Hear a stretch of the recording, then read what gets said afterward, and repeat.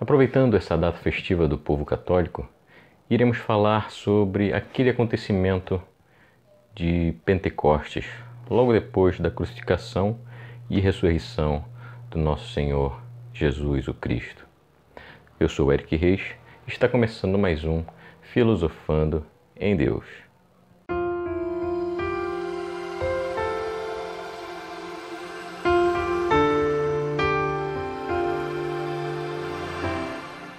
Olá, seja muito bem-vindo mais uma vez ao nosso canal. Antes de mais nada, gostaria de reforçar o pedido para você se inscrever aqui embaixo no botão inscreva-se. Logo depois vai aparecer o sininho, você clica no sininho também e a partir de então você passa a receber todos os nossos vídeos. Pedi inclusive que você colabore dizendo qual seria o melhor dia para você receber os vídeos que a gente coloca aqui no canal. Ainda não temos um dia certo, mas estamos tentando cumprir com a ideia de manter um vídeo por semana. Hoje vamos falar de Pentecostes, que foi comemorado domingo passado pelos católicos. Principalmente algumas religiões evangélicas também celebram essa data, mas é uma data muito prestigiada por toda a organização católica. Bem, antes de falar do acontecimento que foi registrado lá no livro de Atos dos Apóstolos, a gente precisa entender o que é Pentecostes. Pentecostes é nada mais, nada menos que a celebração das colheitas que era feita no período da primavera. A colheita de quê? Principalmente da cevada, ou melhor, inicialmente da cevada, e o ritual seguia até a colheita do trigo. Isso se estabeleceu desde a saída do Egito, quando o povo de Israel fugiu do Egito, saiu do Egito com Moisés. Deus deu essa ordem para os judeus celebrarem a colheita, a festa das colheitas. Em que data? Bem, se você for lá em Êxodo, você vai ver que essa colheita ela deve ser comemorada ou celebrada 7 semanas após a Páscoa. Como a gente vai saber quando era essa data? Deus estabeleceu o início do tempo judeu exatamente no momento em que o judeu saiu do Egito. Teve muito tempo de escravidão, se não me engano 400 anos de escravidão, e estava saindo para uma nova vida. Então era o recomeço, a passagem para uma nova vida. Essa era a Páscoa. E a Páscoa era o início do tempo, o início do ano. Era celebrada a Páscoa, uma semana de celebração de Páscoa. E quando era essa Páscoa? Quando era o início do ano? Era 1º de janeiro, como a gente conta o nosso ano, o tempo hoje? Não. O judeu, para poder celebrar o início de um novo ano, ele se valia de 2 informações importantes. A primeira informação era o sol quem dava, e a segunda informação era a lua. O sol, ele dava qual informação para os judeus? De o nascimento de um novo ano, e a lua, o nascimento de um novo mês.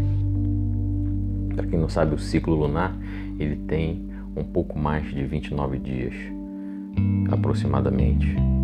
E qual é o primeiro dia do mês para o judeu?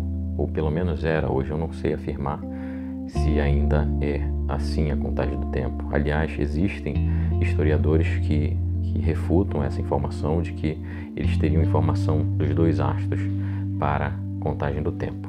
Mas vamos levar em consideração essa informação, que parece, ao meu ponto de vista, muito mais coesa. Por quê? A lua nova é exatamente a fase mais fácil de se reconhecer da lua. Então, sempre que surgia a lua nova, ele sabia que estava começando um novo mês. E o ano? Bem, o ano, nós sabemos que o Sol ele provoca 4 fenômenos, ou melhor, 2 fenômenos, que ele ocorre 4 vezes no ano. Então, nós temos o equinócio e o solstício. São 2 fenômenos que ocorrem 2 vezes no ano. Então, temos o equinócio de primavera, o equinócio de outono, o solstício de verão e o solstício de inverno. Para o judeu, a informação mais interessante era o equinócio da primavera. Lembrando que nós temos 2 hemisférios no nosso planeta, que é esférico, e o hemisfério norte ele tem o seu equinócio de primavera ocorrendo em março, enquanto o hemisfério sul tem o seu equinócio de primavera ocorrendo em outubro. Então, você olhando o mapa, você vai ver que Jerusalém está ao norte do Equador, então eles se baseavam no equinócio de primavera do hemisfério norte. E por que isso tudo é interessante? Tá vendo que tem ciência por trás de todas essas informações? Então vamos lá, voltando. O que era o equinócio da primavera para o judeu? Na verdade, o equinócio da primavera era o início de um novo ano, ou seja, a Páscoa acontecia nesse momento. E quando ele sabia que acontecia exatamente o primeiro dia do ano, sempre a primeira lua nova, depois desse equinócio. Celebrou a Páscoa, 1 semana de Páscoa, 7 semanas depois, o que é que nós temos? A celebração da colheita, que, como eu falei, começa com a cevada e se encerra com o trigo. E o que isso interessa para nós cristãos hoje? Que é justamente a colheita. Grava essa referência, a colheita. Bom, e depois, quando chegou no período helenístico, ou seja, quando os gregos dominaram aquela região do mundo, que foram o império maior daquela região, período helenístico da história, e essa festividade, essa celebração da colheita passou a ser chamada de Pentecostes. Por que Pentecostes? Porque Pentecostes significa 50º, ou seja, o que são 7 semanas? 7 semanas de 7 dias são 49. Encerradas essas 7 semanas, no 50º dia iniciava-se a festa das colheitas. Então, por isso, chamado de Pentecostes. Interessante, né? Bem, agora vamos sim para o que está registrado em Atos dos Apóstolos. Lá no capítulo 2, desde o início, capítulo 2, versículo 1, olha só o que está escrito. Quando chegou o dia de Pentecostes, os discípulos estavam todos reunidos no mesmo lugar. De repente veio do céu um ruído como de um vento forte, que encheu toda a casa em que se encontravam. Então apareceu línguas como de fogo, que se repartiram e pousaram sobre cada um deles. Todos ficaram cheios do Espírito Santo e começaram a falar em outras línguas, conforme o Espírito lhe concedia expressar-se. Bem, quando eu pensei em falar sobre isso, foi justamente porque lá no passado, lembra que eu falei no programa passado, quando eu encerrei meu testemunho, que existiam algumas pessoas que foram importantes nessa minha retomada, nesse meu direcionamento para a Bíblia. Eu peguei 2 dessas pessoas conversando entre si, discutindo justamente sobre esse momento, sobre esse episódio. E a discussão dos 2 era... eles estavam falando em línguas estranhas ou eles estavam falando na língua que cada um entendia. Por que ele está falando isso? Então pousou o Espírito Santo sobre eles em forma de fogo. Lembra que João falou que ele batizava com água, mas aquele que viesse depois de mim batizaria com o fogo do Espírito Santo. E aí aconteceu esse momento exatamente aqui em Pentecostes. No versículo 8 do capítulo 2 de Atos, que diz assim: como é que nós os escutamos na nossa língua de origem?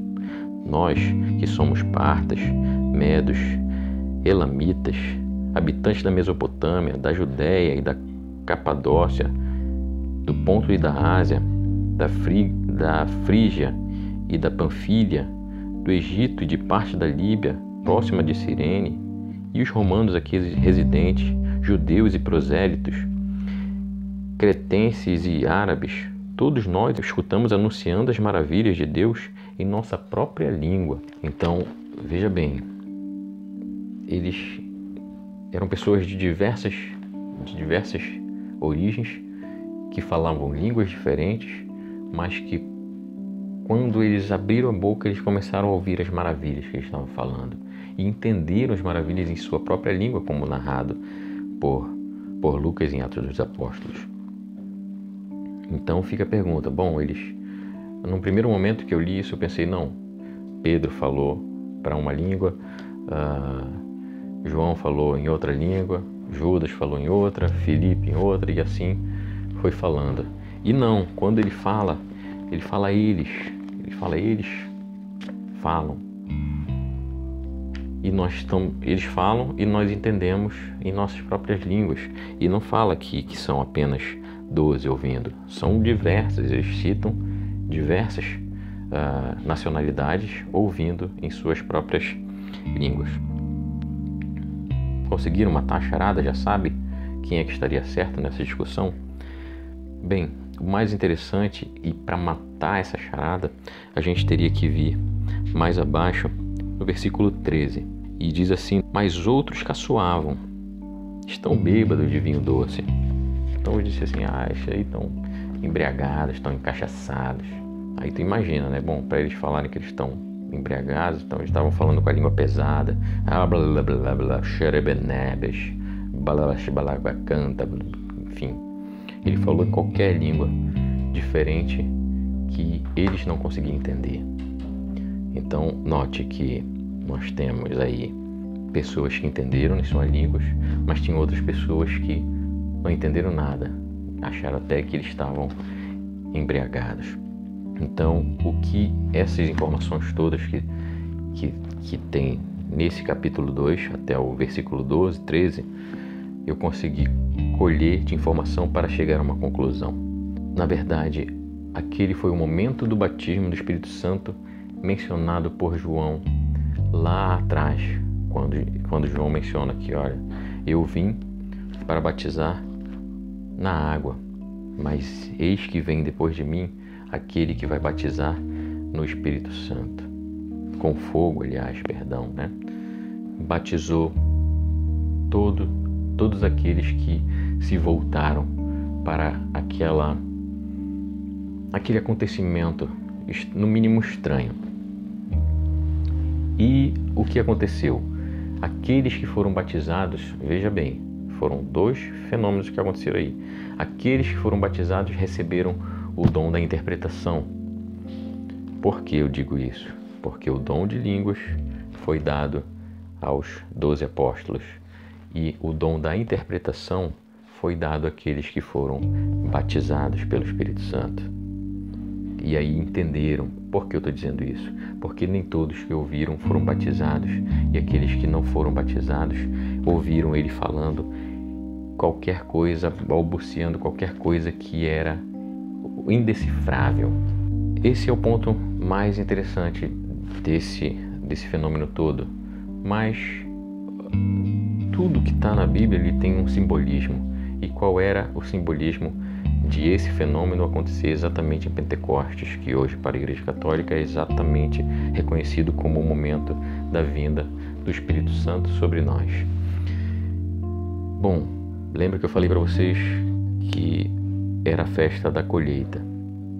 E lembro vocês também que Jesus falou muito, citou em vários momentos, que era chegado o momento da colheita.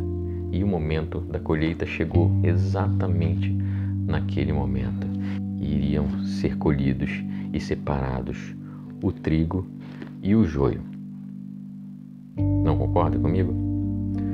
Se gostou, senta a mão no like aí. Se não gostou também, seria interessante o seu dislike. seria muito mais interessante o seu comentário, as suas dúvidas, a sua oposição, para que a gente possa ainda mais enriquecer o conteúdo que a gente tenta levar para vocês e que espero que vocês também levem um pouquinho mais longe para a gente poder mandar a mensagem de Deus, porque essa é a proposta do nosso canal. Por hoje é só. Fiquem todos com Deus, continuem se cuidando em relação a esse mal que ainda está assolando o nosso país, mas que certamente venceremos se nos voltarmos para Deus.